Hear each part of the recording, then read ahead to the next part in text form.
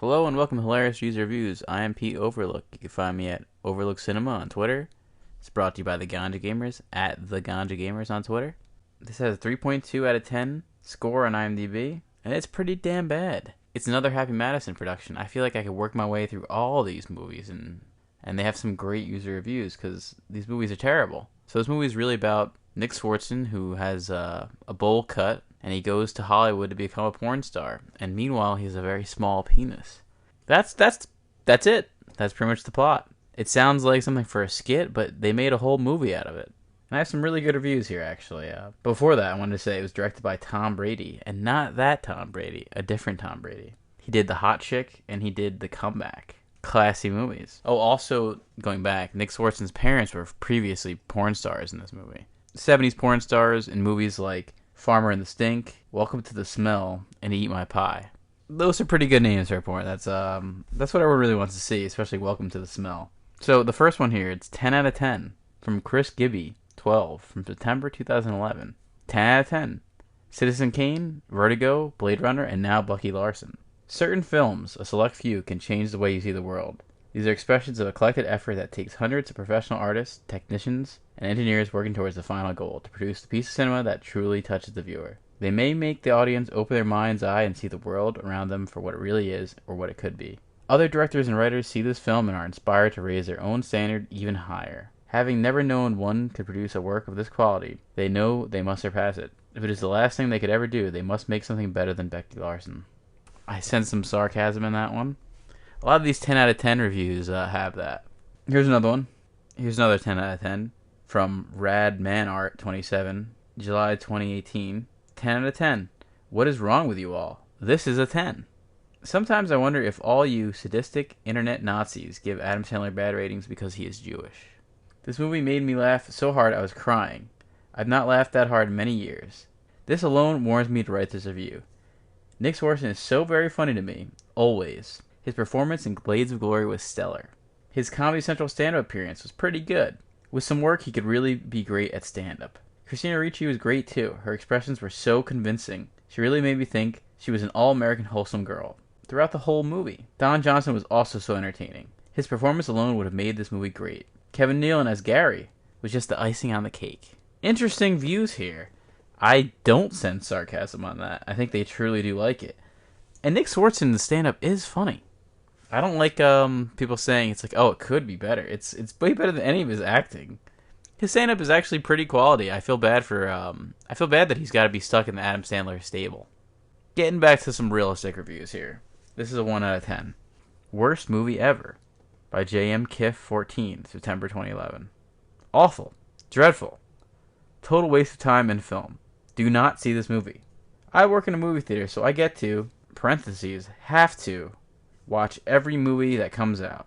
And this is without a doubt the worst movie I've ever seen in a long, long, long time. I cannot find even one redeeming quality in this movie. The film should not only be the death knell of not only Nick Swartzen's entire career, but Adam Sandler's Happy Madison production company, which should be banned from making any more movies until Sandler publicly apologized for this horrible, horrible waste of film. The dialogue sounds like it was written by 3 horny middle school boys. The acting was strained and half-hearted. The plot was spoon-fed and predictable. Some movies are so bad they're good. This isn't one of those movies. This movie's just bad. I do agree with the 13-year-old boy thing. This really does feel like it was written by a 13-year-old boy. And Kevin Nealon in it is awful. I think Kevin Nealon is awful in everything. He's again one of those failed SNL actors that Adam Sandler has to give a part to. Tim Meadows comes to mind. Rob Schneider comes to mind, who's worked with his director, Tom Brady. 1 out of 10 from Stropstick 125, September 2011. 2011 was when this came out, so I do wonder if these people saw this in theaters. This is titled, How Did This Piece of Mammoth Excrement Ever Get Made? See that $20 bill in your wallet?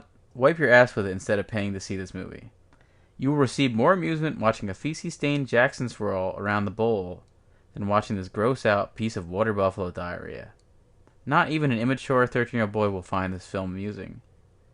It's kind of funny how this reviewer is using very 13-year-old boy type reviewing skills here. They used the same 3 jokes the entire movie. Bucky has buck teeth. He shoots semen at the mere sight of a naked girl. And he has a tiny penis covered with a bush of hair. Boom, that's it. That's the movie. Game over, man. Game over. If I could give this film 0 stars, I would. Not even Steven Dorff can save this penguin excrement. So this person really does sound like a 13-year-old. And it is true. There's a lot of... I'll agree with that. There's a lot of just repeated jokes. The shooting of the semen. The penis in the bush. And boom, that's it. I do agree with that. Here's the last one here. 1 out of 10. This movie made me cry. From Emmanuel King, 198, January 2012. This movie was disgusting. And unfunny for the most part. The movie is about a redneck, buck-toothed, goofy kid named Bucky Larson who dreamed of being a porn star in California, after realizing his parents were famous porn stars during the 1970s. He soon became famous for his really small micro penis. The worst part was that the movie lacked storytelling. It had no climax. It wasn't exciting. It was goofy, and it made my grandma cry also. She only had 2 hours left to live, and she watched this movie leaving her only 25 minutes to enjoy her life. Please save your money for a better movie than this. Well, damn, that was pretty dark there. I feel bad for this guy's grandma that they had to watch this. If that is true for anyone's life, God, that is horrible. You have 2 hours left to live, and you spend it watching Bucky Larson. I've not seen Blades of Glory, and I see people like it, but I'm not sure if Nick Swardson's really meant for acting. I know he's in the new film, The Last Missy, and I assume also that he is horrible in that. That's something I have to review. It seems like another terrible Happy Madison movie. I should just go through all these Happy Madison movies, besides from, the ones we know are good, which are Billy Madison, Happy Gilmore, and that's it. That's Adam Sandler for you. He's 2 and done.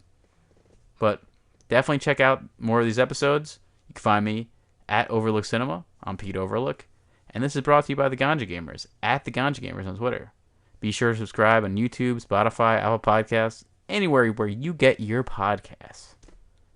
So until next time, be safe and wash your fucking hands, especially after watching Bucky Larson.